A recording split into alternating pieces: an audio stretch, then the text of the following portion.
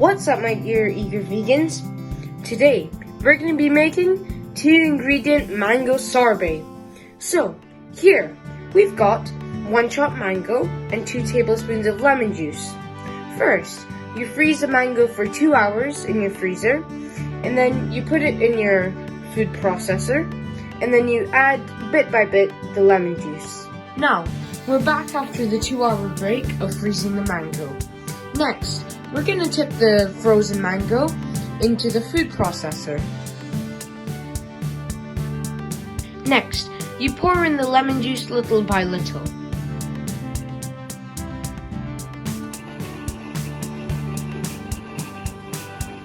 After whizzing to get a puree, you then pop the sorbet back into the freezer for 1 hour.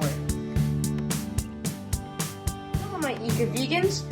After leaving the sorbet in the freezer for an hour, you can take it out again and tuck in. If you want though, you can add a little garnishing of raspberry puree. To make the raspberry puree, all you have to do is smash a few raspberries and 2 teaspoons of sugar with a fork.